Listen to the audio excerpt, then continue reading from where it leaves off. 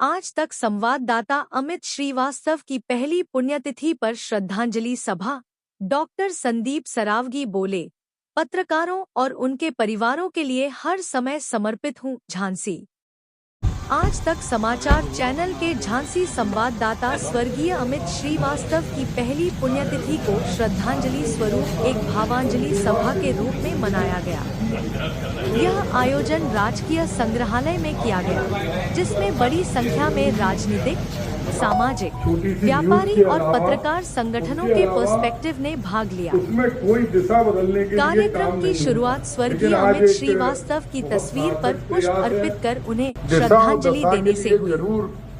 इसके पश्चात पत्रकारों की दशा और दिशा विषय पर एक चिंतन गोष्ठी का आयोजन किया गया, जिसमें वक्ताओं ने पत्रकारों की भूमिका, चुनौतियां और समाज में उनके योगदान पर अपने विचार व्यक्त किए।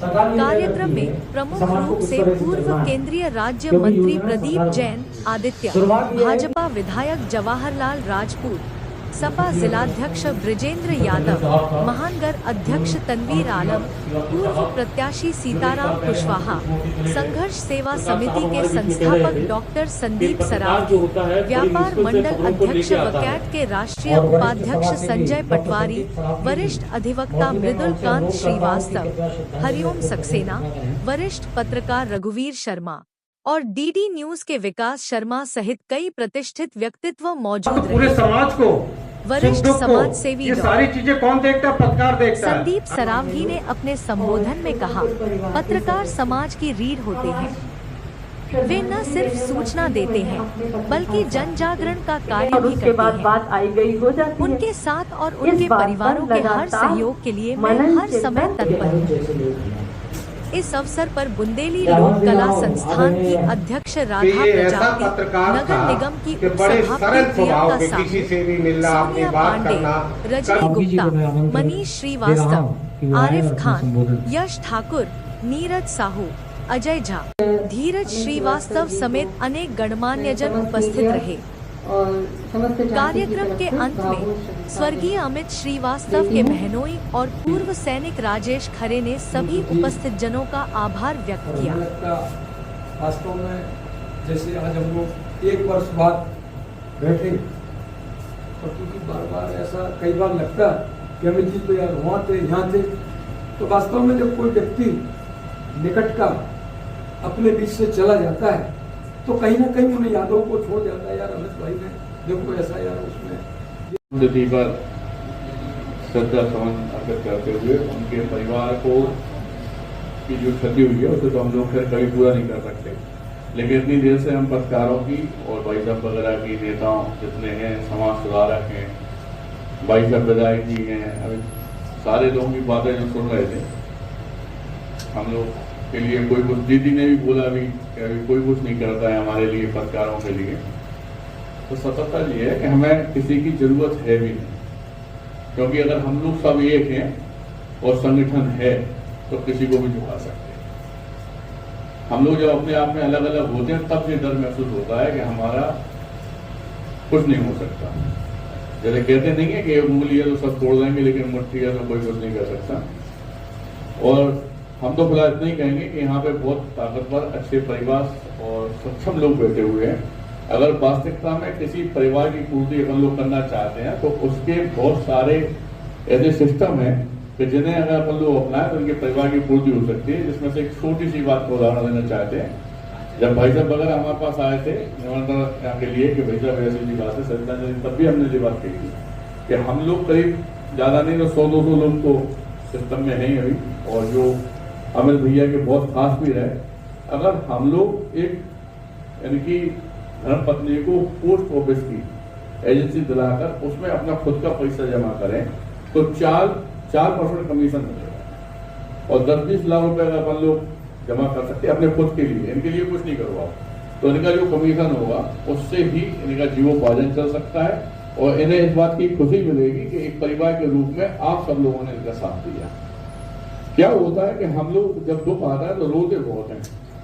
रोने से अच्छा ये है कि चूंकि जीवन मरण जस अजस सब विधि विधान है, इसमें रोने की जरूरत नहीं है। ये तो जगदम्बा का एक आशीर्वाद होता है, पता नहीं कौन सी तपस्या, कौन सा ऐसा चाहती हो, उनके बच्चों को आगे बढ़ाना हो, या हो सकता है अपनी ताकत इस परिवार में भरना हो, तो तुम लोग भी सब कुछ कर सकते हो। इसके लिए हमारे हर आदमी के परिवार में कभी ना कभी किसी को जाना है, आना है।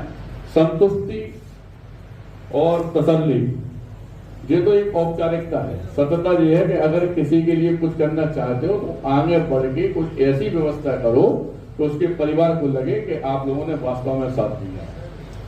अगर आप सबको हमारी बात अच्छी लग रही हो तो सारे लोग जो इनके खास लोग हैं एक संगठन बनाकर, और सबसे पहले मैं इस बात के वचन देता हूँ स्टेज पे कि जो आप कहेंगे मैं तो तन मन धन तीनों से इस परिवार के साथ हूँ। चूंकि अमित भैया हमारे बचपन के मित्र थे, कई बार लोग बैठे थे, मीटिंगें हुई। होता क्या है कि अब ये तो आजकल केमिकल की चीजें और व्यवस्थाएं ऐसी हो गई कि छोटी छोटी उम्र में भी शुगर बहुत ज्यादा, और छोटी छोटी उम्र में हार्ट अटैक, और छोटी छोटी उम्र में कोई ना कोई को हम लोग खो रहे हैं।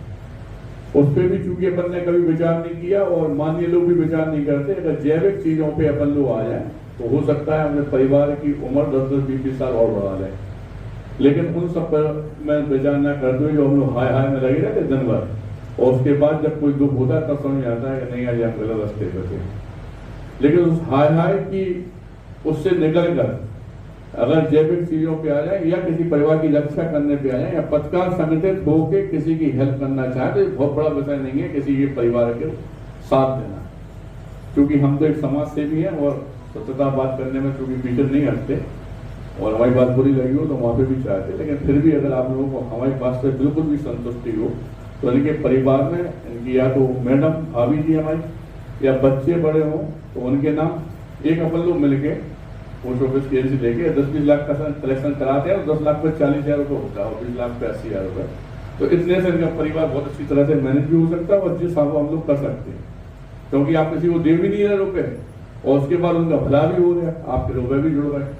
अच्छा, इस तरह से क्या है, इस काम में कोई गंदगी भी नहीं है कि इनके परिवार को कोई दिक्कत हो, कहीं जाकर नौकरी करना, किसी के सानिध्य में बैठना।